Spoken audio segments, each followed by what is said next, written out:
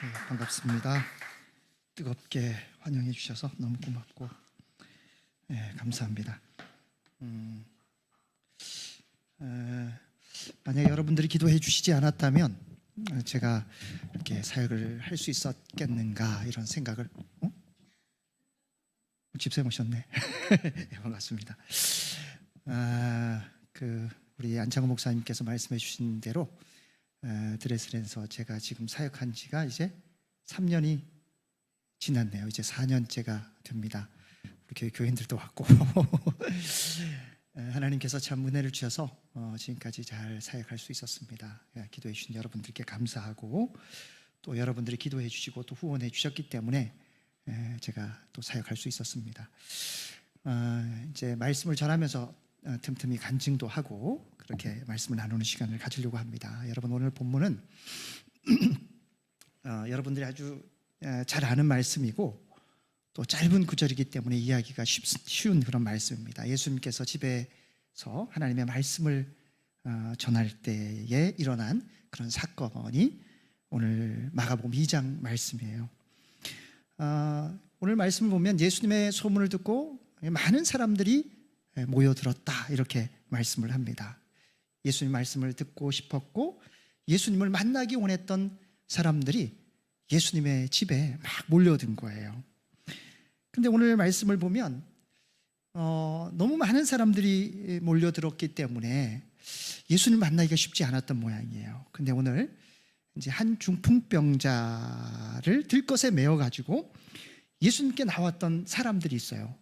그런데 마태복음과 누가복음에도 똑같은 이 본문이 나오는데 마가복음은 다른 본문과 좀 다르게 나와 있는 것이 있는데 그것이 뭐냐면 이 중풍병자를 메고 온 사람들이 4명이었다라는 내용이 오늘 본문에 실려 있습니다. 그런데 4명이 들것을 들고 왔지만 4명만 온 것이 아니라 거기 3절에 보면 사람들이 4명에게 들것을 메워서 데리고 왔다는 거예요. 그러니까 이 중풍병자를 데리고 온 사람들은 4사람뿐만 아니라 여러 사람들이 와서 이 사람을 고치기 위해서 예수님을 만나게 하기 위해서 예수님께로 온 것 같아요. 그런데 이 4사람이 예수님 앞에 이제 데리고 와서 치료하기 위해서 갔는데 문 앞에 너무 많은 사람들이 있으니까 수많은 인파로 인해서 예수님 앞에 나가는 것이 불가능했어요. 여러분, 만약에 한번 생각해 보시기 바랍니다. 여러분들이 이제 중풍병자를 메고 온 일단의 사람이라고 생각해 보자고요. 그런데 많은 사람들이 예수님을 만나기 위해서 막 이제 웅집해 있는데 여러분이라면 예수님 앞에 그 수많은 사람들 앞에서 그걸 비집고 나가서 예수님 앞에 데려갈 수 있는 용기가 있었겠는가 한번 생각해 보시기 바랍니다. 아마 다른 사람들이었다면 뭐 이렇게 얘기했을 수도 있었을 것 같아요. 오늘은 사람들이 너무 많으니까 오늘은 날이 아니다. 그래서 다음 날 우리가 예수님을 만나러 오는 게 어떻겠어? 이렇게 얘기할 수도 있었을 것 같아요. 그런데 오늘 말씀을 보면 어떻게 했습니까? 성경을 한번 보세요. 오늘 이 일단의 사람들은 너무 많은 사람들이 있었음에도 불구하고 그것을 돌이켜 다시 집으로 돌아갔던 것이 아니라 기발한 아이디어와 발상을 동원해서 예수님 앞에 나가게 했던 것을 보게 됩니다. 어떻게 했죠? 지붕으로 올라갔어요. 여러분, 그 당시에 팔레스타인 지역의 이 지붕은 지금처럼 무슨 기와집이고 뭐 그런 것이 아니었기 때문에 올라가서 이렇게 나무 가로대를 걷어내고 뭐 천막 같은 거 좀 걷어내면 금방 내려갈 수 있는 그런 형태로 되어 있는 집이었기 때문에 그게 그렇게 어려운 것은 아니지만 일단의 사람들이었던 이 4사람이 다른 사람들이 생각하지 못했던 기발한 아이디어와 발상을 동원해서 예수님께로 데려가서 치유함을 받게 됐던 내용이 오늘 본문에 나와 있는 것을 보게 됩니다. 여러분, 한번 생각해 보세요. 예수님이 거기 집안에 뭐 얼마나 모여있는지 모르겠지만 아마 좁은 집이지 않았겠습니까? 근데 예수님이 막 말씀을 전하고 있는데 갑자기 지붕이 열리고 마징가 제트가 내려오는 것이 아니라 지붕이 걷히고 햇빛이 들어오고 위에서 들것에 메워서 어떤 사람이 내려온다고 한번 생각해 보세요. 예수님이 깜짝 놀라셨을 것 같아요. 근데 오늘 이 말씀을 보면 이 5절을 보면 이렇게 얘기를 해요. 자, 5절 한번 읽어볼까요? 시작.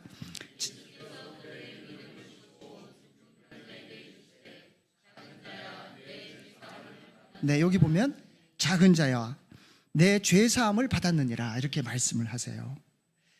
자, 중풍병자의 어떤 모습을 보고 예수님이 치유해 주시고 회복해 주시고 그 다음에 죄사함을 받게 하셨을까요?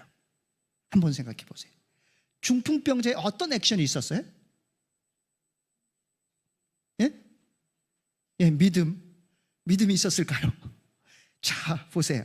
5절을 보면 예수님께서 그들의 믿음을 보시고 치유해 주시고 구원해 주셨다고 그렇게 말씀하셨거든요. 누구의 믿음일까요? 중풍병자의 믿음일까요? 들 것을, 이 중풍병자를 들고 온 그 사람들의 믿음을 보시고 치유해 주시고 고쳐 주시고 죄사함을 얻게 하셨을까요? 그들의 믿음. 예? 들 것을, 이렇게 그 중풍병자를 들고 온 사람들의 믿음을 보시고 고쳐주시고 치유해 주시고 회복해 주셨다는 것입니다. 여러분, 오늘 말씀을 보면 아주 독특하고 흥미로운 것은 중풍병자의 믿음을 보시고 치유해 주신 것이 아니라 중풍병자를 메고 온 사람들의 믿음을 보시고 중풍병자를 치유해 주시는 은혜를 경험하게 됐다라는 거예요. 여러분, 구원은 다른 사람의 노력과 믿음으로 구원을 얻을 수 있나요? 그건 불가능한 것입니다. 우리 어머니가 권사님이고 우리 아버지가 장로님이지만 우리 아버님과 어머님의 믿음으로 제가 구원을 받을 수 있나요? 그럴 수 없습니다. 제가 예수님을 인격적으로 만나고 예수님을 믿음으로 구원을 받는 것이죠. 그런데 오늘 본문은 예수님 앞에 나아갈 수 있는 은혜의 통로가 되게 했던 사람들이 누구였냐면 일단의 사람 네 사람이란 말이에요. 이 네 사람의 믿음이 중풍병자를 하나님의 은혜 가운데로 나아갈 수 있는 통로가 되게 하는 놀라운 역사를 갖게 했다라는 내용이 오늘 말씀에 나온 것입니다. 사랑하는 성도 여러분, 여러분의 믿음이 은혜의 통로라는 사실을 꼭 기억하시기를 주님의 이름으로 축원합니다. 제가 참 최근에 감사했던 게 있어요. 이제 좀 이따가 이제 사진을 잠깐 보여드리겠지만 오기 전에 침례식을 하고 왔거든요. 그런데 교회 나온 지 이제 한 3개월 정도 된 자매가 침례를 받게 됐어요. 그래서 제가 뭐 성경 공부를 하는데 조금 더 있다가 침례를 받았으면 좋겠는데 그렇게 생각했던 자매인데 이렇게 침례 교육을 하고 성경 공부를 하는데 저는 예수를 믿어요.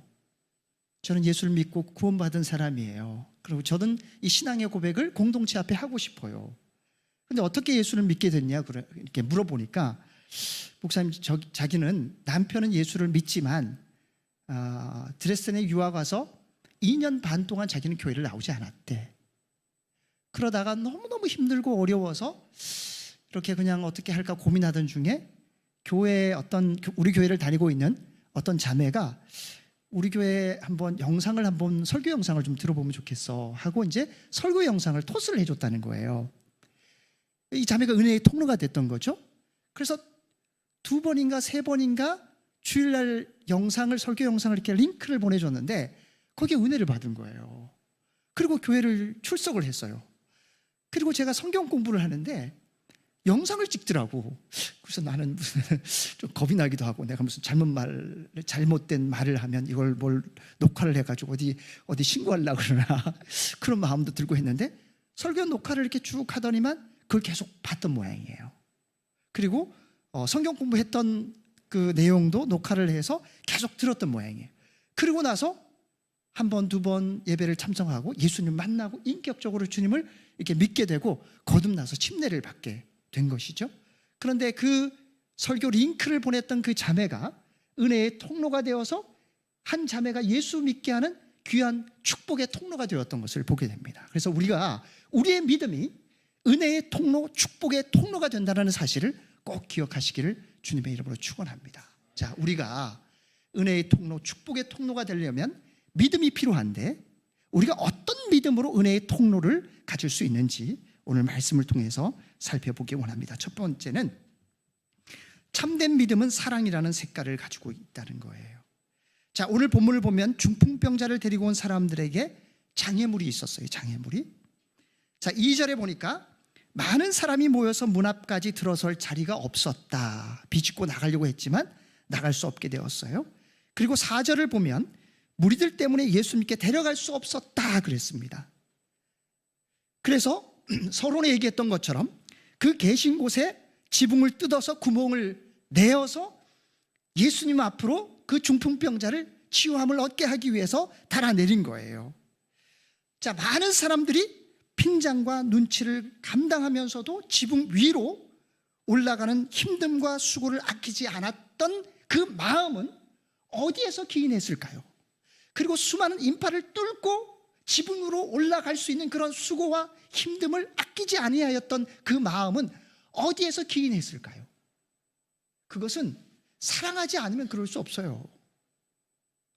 제가 우리 요번에 잠깐 와서 아이들이 무슨 찬양 집회를 어디 한번 가자 그래서 우리가 어디 갔다 왔지 여보? 화요 예수전도단 화요 집회를 갔다 왔어요. 그런데 거기 화요 집회 찬양 인도하는 형제가 우리 동년이가 이제 그 사람을 되게 이렇게 좀 뭐 팬이라고 해야 되나? 너무너무 좋아하는 그런 사역자예요. 찬양 인도를 참 잘하는 그런 사역자인데 끝난 다음에 자기가 동년이가 사진을 한번 찍고 싶다는 거예요. 그런데 너무 사람들이 많아서 거기로 갈 수가 없는 거야. 그런데 저기 성현정 여사가 저 사람이 그 아들인데 그 아들하고 그 사역자하고 사진을 찍게 하려고 그 수많은 사람들이 온 집회에 있었는데 그걸 뚫고 나와라 하고 가가지고 먼저 가가지고 저희들은 독일 드레스덴에서 온 선교사인데 우리 아들이 우리 사역자님을 너무 좋아하기 때문에 사진을 좀 찍게 해주시면 좋겠다. 그래서 둘이 사진을 찍었답니다. 근데 어떤 마음 때문에 그럴 수 있는 거예요? 아들을 사랑하는 마음이 없이는 그 수많은 사람들의 인파를 뚫고 나가서 그 사진을 찍게 하지 못하죠. 사랑하는 마음이 있으니까 그러는 거예요. 저는 뒤에서 멀찌감치 저 양반이 왜 저렇게 뚫고 창피하게 저렇게 가나 그랬지만 뚫고 가는 거예요. 근데 오늘 일단의 사람들도 마찬가지라는 거죠. 이 중풍병자를 사랑하는 마음이 아니었다면 그렇게 할 수 없는 거죠. 그래서 여러분, 믿음의 핵심은 사랑이라는 색깔을 가지고 있다는 사실을 꼭 기억하시기 바랍니다. 그럼 잘 생각해 보세요. 믿음이 있다고 하는데 사랑이 없다면 그것이 참된 믿음일까? 믿음의 덕의 지식을, 지식의 절제를, 절제의 인내를, 인내의 경건을, 경건의 형제 우애를, 형제 우애의 사랑을 더하라 그랬어요. 그래서 믿음은 사랑이라는 색깔을 반드시 띠고 있다는 사실을 기억하시길 바랍니다. 제가 이제 드레스덴에 와서 사역을 하는 과정 속에 우리 선교부장이 저기 있습니다. 우리 신의경 집사님이 저기 계신데 갑자기 우크라이나 전쟁이 탁 일어난 거예요. 그래서 기도하면서 어떻게 국경까지 가서 뭐라도 좀 도와야 되나 그런 생각을 했지만 교회를 두고 가서 뭘 할 수 있는 게 못 되니까 만약에 우크라이나 사람들이 좀 올 수만 있다면 그 사람들을 좀 잘 이렇게 한두 사람이라도 좀 도우면 좋겠다. 그래서 그 사람들을 주님의 사랑으로 좀 품어내고 예수 믿게 하면 참 좋겠다. 그랬는데 갑자기 사람들이 와 몰려든 거예요. 그래서 저희가 한 20명 정도를 데리고 있었거든요. 우리 사진을 한번 보여주시면 좋을 것 같아요.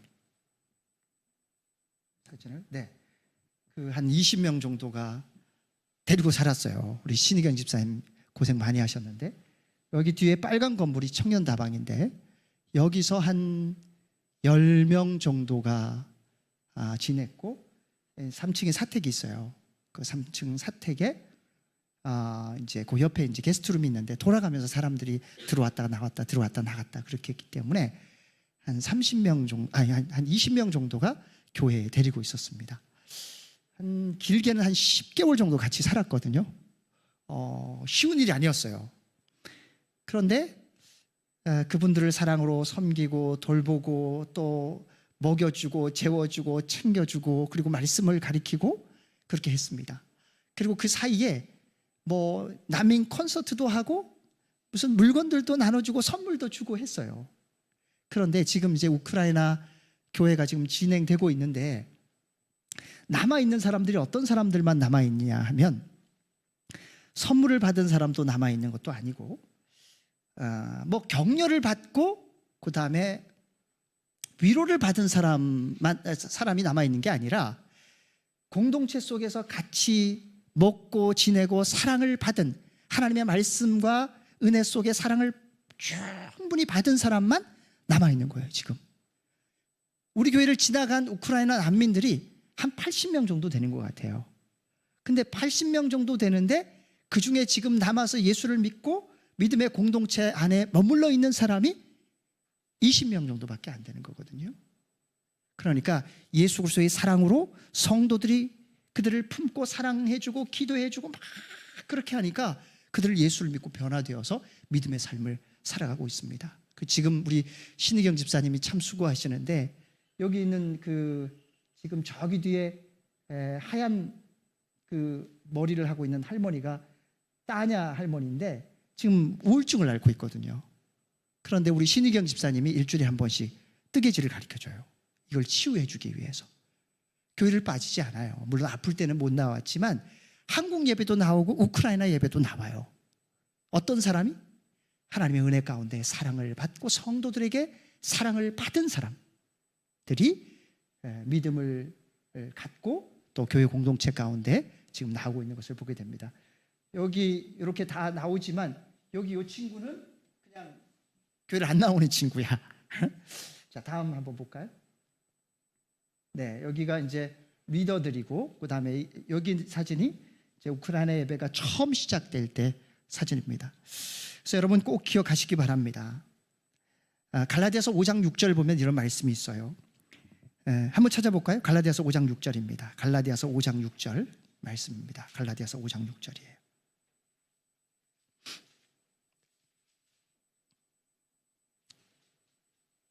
시작. 그리스도 예수 안에서는 할례나 무할례가 효력이 없되 사랑으로서 역사하는 믿음뿐이라. 자, 여기 잘 기억하세요. 그리스도 예수 안에서는 할례나 무할례가 효력이 없다. 사랑으로서 역사하는 믿음이 효력이 있다는 거예요. 그래서 여러분 꼭 기억하실 것은 무슨 직분을 가지고 있느냐, 교회를 얼마나 다녔느냐, 그것도 참 중요하지만 그것보다 사랑으로 역사하는 믿음이 참된 믿음이고 그 참된 믿음으로 인하여 다른 사람을 주님께로 인도하는 은혜의 통로, 축복의 통로가 된다는 사실을 꼭 믿으시길 주님의 이름으로 축원합니다. 자, 두 번째는 참된 믿음은 예수님께로 나아가게 하는 거예요. 자, 여러분 이런 장면을 한번 상상해 보시기 바랍니다. 이 중풍병자를 메고 온 4명의 사람들이 많은 장애물 앞에 절망하고 중풍병자를 앉혀놓고 온갖 위로와 격려를 합니다. 너무 많은 사람들이 있으니까 가지 못하니까 야, 오늘 너무 사람들이 많으니까 우리 다음에 와서 예수님 만나면 좋지 않겠어? 힘내. 오늘 예수님 만나지 못하는 대신에 설빙에 가서 팥빙수 한 그릇 먹자. 그래서 그냥 오늘은 가지 말고 다음에 한번 가면 어떻겠어?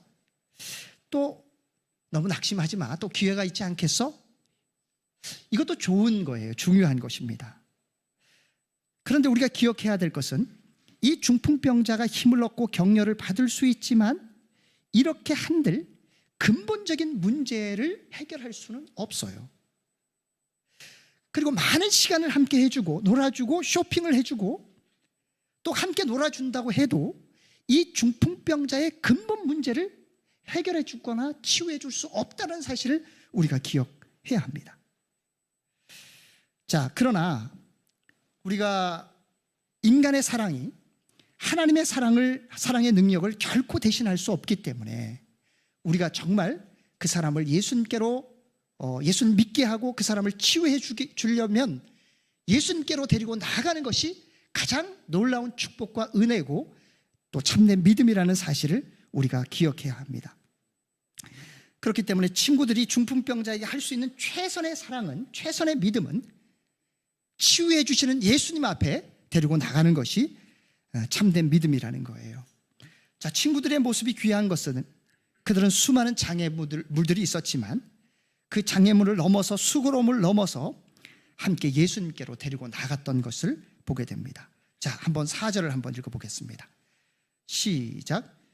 무리들 때문에 예수님께 데려갈 수 없으므로 그 계신 곳에 지붕을 뜯어 구멍을 내고 중풍병자가 누운 상을 달아내리니.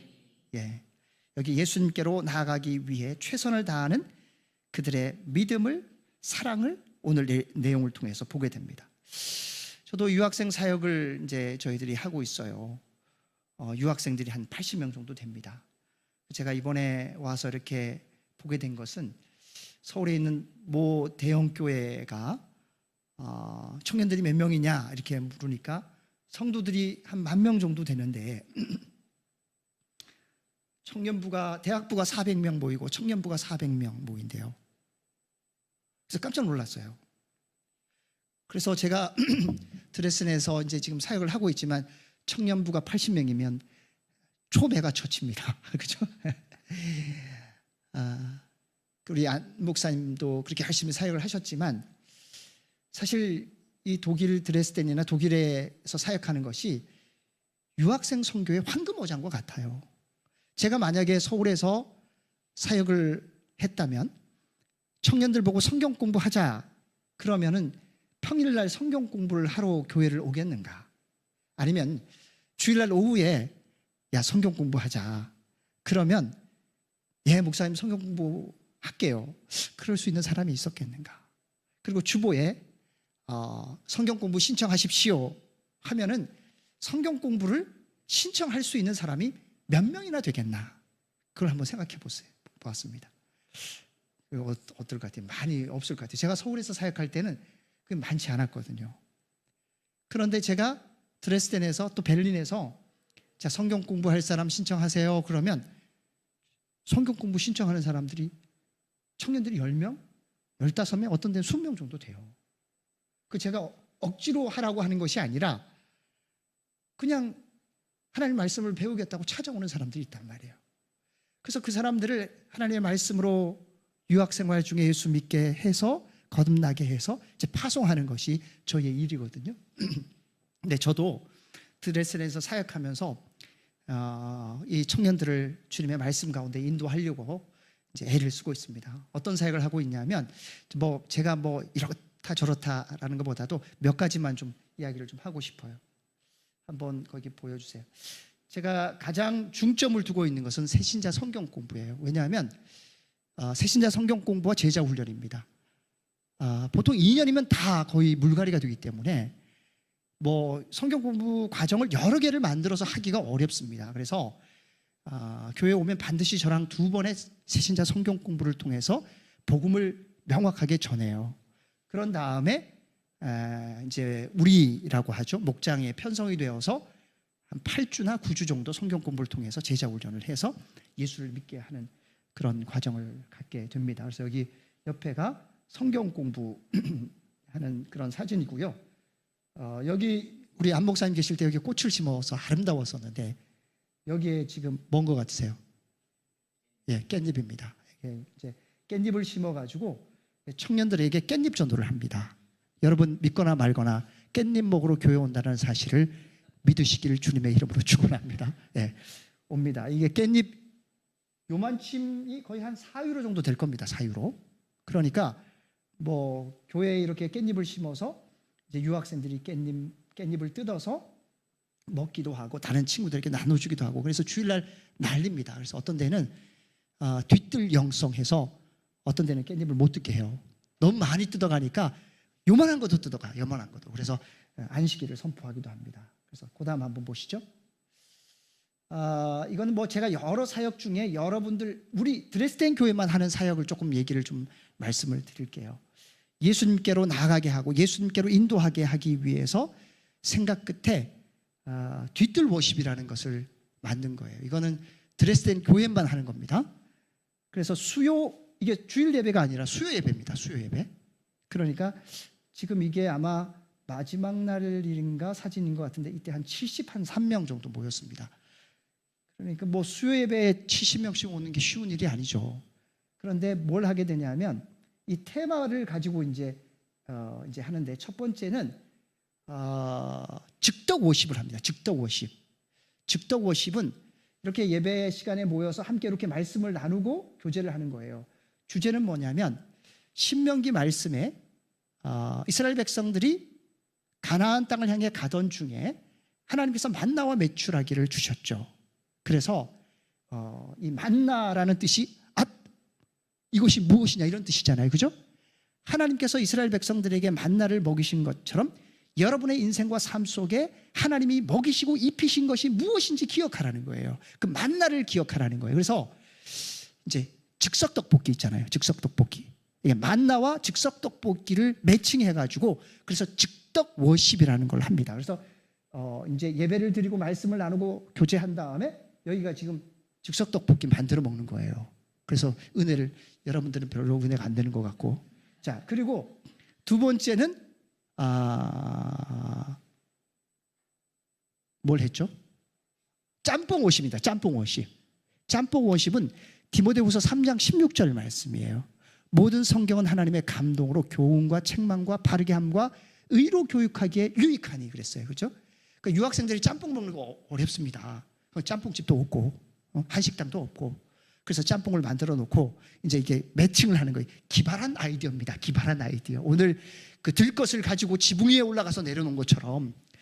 그래서 이제 하나님의 말씀은 어떤 데는 짜기도 하고 어떤 데는 맵기도 하고 어떤 데는 쓰리기도 하고 어떤 데는 달콤하기도 하고 어떤 데는 너무 이제 그 은혜가 되기도 하고 그렇잖아요. 그죠? 그래서 여러분의 생애와 삶 속에 하나님의 은혜가 되었던 말씀이 무엇이었는지 또 하나님의 감동이 되게 해주셨던 것이 무엇인지 또 자기가 인생 속에 잘못 살아갈 때 하나님께서 책망하고 가르쳐 주셨던 것이 무엇인지를 말씀을 나누는 거예요. 이렇게 같이 나눕니다. 그리고 뭘 먹냐면 짬뽕을 먹습니다. 짬뽕을.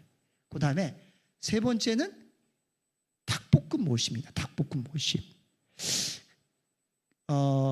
누가복음 말씀을 보면 누가복음 22장 보면 베드로가 예수님을 부인하게 되죠. 내가 다 굴기 전에 3번 나를 부인하게 될 것이다.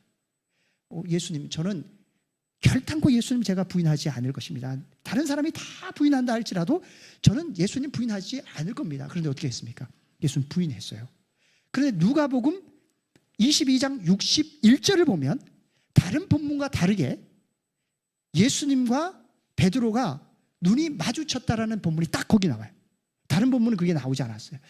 닭이 딱 울자마자 예수님의 눈빛과 베드로의 눈빛이 딱 마주쳤어요. 그래서 나중에 그 눈빛이 만약에 예수님이 정죄의 눈빛이었다면 베드로는 다시는 예수님을 보지 못했을 거예요. 그런데 요한복음 21장 보면 예수님과 베드로가 다시 만나는 장면이 나오잖아요. 그런데 예수시다라는 이야기를 듣고 베드로가 고기를 잡다가 물속에 뛰어들어서 예수를 만났어요. 그러니까 그 예수님을 그 누가복음 22장에 바라봤던 그 눈빛이 만약 예수님이 정죄의 눈빛이었다면 베드로가 다시는 만나지 못했을 것이었지만 예수님과 베드로가 함께 보았던 그 눈빛이 뭐라고 해야 되나? 위로의 눈빛, 이해의 눈빛이었기 때문에 베드로가 예수님을 만날 수 있었거든요. 그리고 예수님이 베드로를 만난 다음에 너 어떻게 그럴 수 있어? 너 절대 배신하지 않는다고 그랬는데 어떻게 그럴 수 있어? 이 나쁜 놈아! 이러지 않으셨어요. 그냥 고기를 구워주셨잖아요. 그래서 그 본문을 통해서 이제 예수님의 첫사랑을 돌아보고 생각하는 그런 말씀을 이렇게 나누게 되었습니다. 그리고 이제 마지막은 팥빙수 워십입니다. 팥빙수 워십. 그래서 사무엘상 22장인가요? 거기를 보면 다윗이 블레셋과의 전투 속에서 3명의 용사가 그 다윗이 예루살렘에 있는 물을 마시고 싶다고 그래서 그 3명의 용사가 그 다윗에게 물을 떠주기 위해서 시원한 그 물을 떠주기 위해서 그 적군을 뚫고 가서 물을 떠가지고 오는 거거든요. 그래서 다윗의 마음을 시원케 해주었어요. 그래서 우리가 하나님의 마음을 시원케 해드리기 위해서 어떻게 해야 할 것인가. 그래서 팥빙수 워십이라고 해서 4가지 주제를 가지고 한 달 동안 했습니다. 그래서 용을 쓰는 거예요. 저 나름대로 용을 쓰는데 변화가 있을까요, 없을까요? 목사님 뭐 그렇게 밥 해주느라고 그렇게 고생이고 애를 씁니까? 그런다고 무슨 사람이 변화가 되고 그게 무슨 뭐 괜히 고생만 되지 그게 얼마나 큰 변화가 있겠습니까? 라고 생각할 수도 있어요. 어떠실 것 같아요? 변화가 있을까요? 저도 좀 이거 내년에 또 해야 되나? 너무 고되다. 집사님들도 너무 힘들고 고되다 그랬는데, 제가 이제 다 끝난 다음에 차를 몰고 이렇게 이제 누굴 이제 데려다 주려고 이렇게 가는데, 제가 교회에 와서 3년 동안 한 번도 제 눈동자를 마주치지 않는 모 자매가 있어요. 목사님, 모 자매가 있는데, 그 교회를 와도 고개를 푹 숙이고 있었고, 그 다음에 뭐 성경 공부를 하자고 해도 안 하고, 교회는 뭐 한 3달에 한 번 나올까 말까 하는 그 자매예요. 근데 그날 어떻게 제 차를 타겠다는 거예요. 그래서 차를 이쪽 저쪽 이제 내려다 주고, 그 자매가 분명히 그 마지막 내리는 그 자매와 내려서 그냥 집으로 갈 것 같은데, 그 자매가 목사님 저희 집은 저긴데 저 태워주실 수 있어요? 하고 주소를 찍어주는 거예요. 그래서 제가 주소를 찍어가지고 이렇게 차를 몰고 가는데, 갑자기 목사님 저 앞에 앉아도 돼요? 그래서 앞에 앉아도 돼. 그래서 옆에 앉아가지고 이제 이런저런 얘기를 하는데, 뭐라고 얘기하냐면, 목사님 사실 제가 목사님 좀 이렇게 계속 피했어요. 그래서 왜? 그러니까 제가 한국에 교회를 다닐 때 교회에서 좀 상처를 입어서 목사님들에 대한 이렇게 선입견이 있어서 제가 그 교회 나오는 것도 좀 제가 별로 불편해했고, 그 다음에 그 목사님들 만나서 얘기하는 것도 제가 불편해서 제가 계속 피해 다녔거든요. 그리고 아무리 설교를 들어도 이해가 잘 안 됐어요. 그런데 이 뒤뜰 그 워십을 통해서 한 번도 안 빠졌어요. 4번 동안. 그 신기하지? 그 다른 사람은 돌아가면서 빠지기는 했는데, 그 자매는 한 번도 안 빠졌어. 물론 제가 설교할 때는 고개를 숙이고 있었지만, 그런데 이렇게 말씀 나눌 때에는 굉장히 잘 나누더라고요. 그런데 이렇게 얘기를 하는 거예요. 뒤뜰 워십을 통해서 제가 하나님의 사랑을 다시 한번 깨닫게 됐어요. 그리고 목사님 죄송해요 하고 그 자리에서 우는 거예요. 펑펑 우는 거예요. 제가 목사님 다음 달부터 성경 공부할게요. 그리고 제가 하나님 말씀 깨달아서 말씀대로 제가 살아가려고 해요. 목사님 다음 달에 한국 가는데 어떡하냐? 그러니까 목사님 한국 갔다 오시면 제가 그때까지 마음이 변하지 않아서 성경 공부할 수 있도록 계속 기도해 주시고, 제가 목사님 오시면 꼭 성경 공부할 거예요. 근데 그 시간을 통해서 청년들이 예수를 믿게 되고 변화되고 거듭나는 영혼들이 생기게 되는 것을 보게 됩니다. 그래서 여러분 기억하시기 바랍니다. 이 친구들의 이 믿음이 아무리 그냥 친절과 사랑이 있다 할지라도 그 일반적인 그냥 사랑에서 머물렀다면 이 중풍병자가 완전히 예수님을 만나거나 치유함을 받지 못했을 거예요. 그런데 이 중풍병자들을 메고 온 일단의 사람들의 믿음은, 그들의 참된 믿음은 예수님께로 나아가게 했다는 거예요. 여러분들이 믿음이 있고 은혜의 통로가 되길 원한다면 여러분들의 가족, 여러분 주위에 있는 이웃들을 예수님께로 데리고 나아갈 때 그 사람들이 변화가 일어나고 예수를 만나게 되고 인생의 변화가 일어난다는 사실을 기억하시길 주님의 이름으로 축원합니다. 그것이 참된 사랑이고 참된 믿음이에요. 세 번째는, 참된 믿음은 예수님을 향한 절대적 신뢰입니다. 자, 여기 다음 한번 사진을 볼까요? 네, 이렇게 모형 다음 보겠습니다. 여기 이제 마더 와이즈 이제 자매들 성경 공부하는 거고요. 여긴 저희 집사람이 이제 미용 기술을 가지고 있습니다. 그래서 일주일에 한 번씩 토요일마다 우리 신의경 집사님하고 미용 잘 잘라주고 있죠. 네. 이렇게 봉사를 하고 있고요. 다음 보겠습니다. 요거는 이제 그 드레스덴 교회만 하는 건데, 10월 셋째 주에 하는 감사의 물들입니다. 감사의 물들임. 그래서 그 한 해 동안 베풀으신 은혜와 사랑을 기억하고 또 감사를 잊지 않고 살아가게 하기 위해서 제가 지금 뒤뜰에다가 봉숭아를 키우고 있습니다. 봉숭아를 키워서 추수감사절 한 주 전에 전 교인들이 봉숭아 물을 드립니다. 그래서 옛날 어르신들 뭐 그런 얘기가 있었습니다. 첫눈 내리기 전까지 그 봉숭아 물이 계속 그대로 남아 있으면 뭐가 이루어진다 그래요? 네, 첫사랑이 이루어진다고 그런 얘기가 있습니다. 그래서 성도들에게 이렇게 모든 성도들이 저렇게 그 봉숭아 물을 드리고 그 다음에 이렇게 사진을 찍기도 하고 그리고 한 해 동안 감사했던 것을 이렇게 적어서 이렇게 전시를 합니다. 그렇게 하고 그 다음에 성도들에게 이야기하는 거예요. 너 올해 하나님께서 베푸신 은혜가 뭐야? 꼭 기억해. 이렇게 여기 물들어 있잖아요. 이걸 기억하게 합니다. 우크라이나 성도들도 그렇게 하는 그런 시간도 갖고요. 그 다음 보겠습니다. 여기 제가 오기 전에 침례식입니다. 아까 얘기했던 자매가 저기 있는 저 자매입니다. 박슬기 자매가 이제 예수님을 최근에 믿은 자매고요. 자, 우리 그 세 번째, 우리 참된 믿음은 예수님을 향한 절대적 신뢰인데, 자, 중풍병자를 메고 온 친구들이 어떻게 해서든지 이 중풍병자를 예수님 앞에 나가게 해야 하겠다는 열망은 어디에서 기인했는가를 한번 생각해 보세요. 예수님을 신뢰하고 믿지 못한다면 그렇게 할 수 있었을까요? 인파를 뚫고 사람들이 막 웅성웅성 되는데 막 그 새치기를 시켜 주겠어요 사람들이? 근데 그 사람을 뚫고 지붕 위로 올라가서 예수님 밑으로 이 중풍병자를 내리는 이런 수고를 예수님을 믿는 이 신뢰와 절대적인 신뢰가 없었다면 할 수 있었겠는가? 그건 어려웠을 거예요. 이들 마음속에 예수님이라면 반드시 이 중풍병자를 치유해 주실 거야. 예수님을 만나기만 하면 예수님께서 완전히 치유해 주실 것을 난 믿어 하는 절대적 예수님에 대한 신뢰가 없었다면 결코 그렇게 수고하지 못했을 거예요.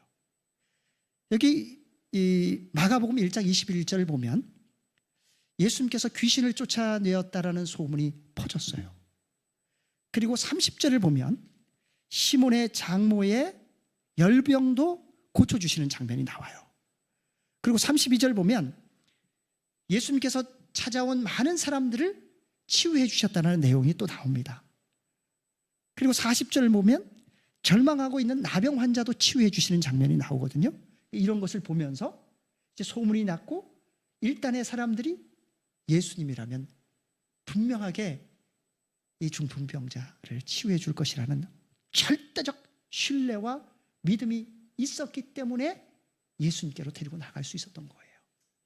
그래서 우리 사랑하는 성도들 심령 속에 여러분들이 참된 믿음, 그래서 은혜의 통로가 되는 귀한 성도와 교회가 되려면 첫 번째는 어떤 것이 필요하냐면 사랑이란 예수님을 향한 뜨거운 사랑과 영혼을 향한 뜨거운 사랑을 가지고 있을 때 우리가 믿음의 통로, 은혜의 통로, 축복의 통로, 참된 믿음이 된다는 사실을 꼭 기억하시길 바랍니다.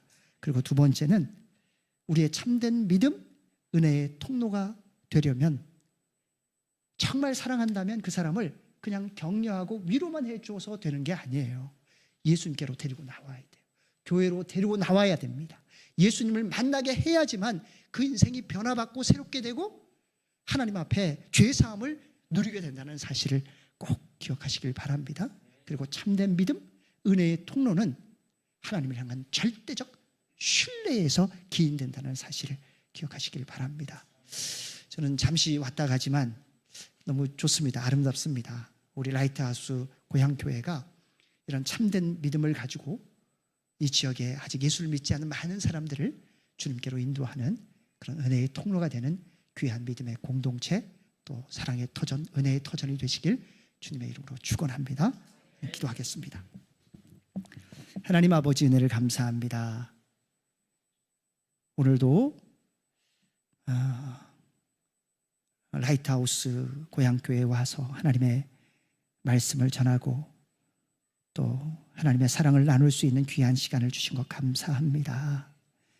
오늘 아침에 찬양했던 것처럼 여호와의 자비와 긍휼이 무궁하심으로 우리가 진멸되지 아니함이니이다. 이것이 아침마다 새로우니 주의 성실하심이 그도소이다 라고 고백했던 것처럼 하나님 이 고향교회 가운데 주님의 자비와 긍휼과 은혜가 충만하게 부어지는 거룩한 제단 될 수 있도록 주님 도우시고 인도하여 주시기 원합니다.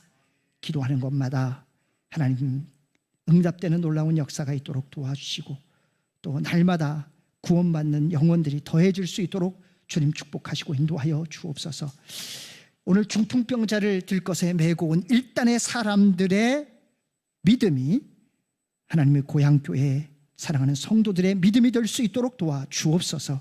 은혜의 통로가 될 수 있는 귀한 터전과 공동체가 될 수 있도록 성령 하나님 도우시고 인도하시며 역사해 주옵소서. 악한 것들이 조금도 틈하지 못하도록 성령 하나님 붙잡아 주시고 인도하시며 역사해 주시기 원합니다. 너는 내게 부르짖으라. 내가 내게 응답하겠고 내가 알지 못하는 크고 비밀한 일을 내게 보이리라고 말씀해 주셨습니다. 성도들이 중보하며 기도하는 모든 것 위에 크고 비밀한 것들로 응답하여 주옵소서. 특별히 목회하는 우리 사랑하는 안창훈 목사님, 또 사모님, 또 공동체 모든 중직자들 위해 성령의 기름 부으심이 있도록 축복하시고 인도하여 주옵소서. 오늘도 예배를 드리는 드레스덴 한인교회 위에도 하나님 함께해 주시고 인도하여 주옵소서. 감사와 영광을 주님 앞에 올려드리며 예수님의 이름으로 기도드리옵나이다.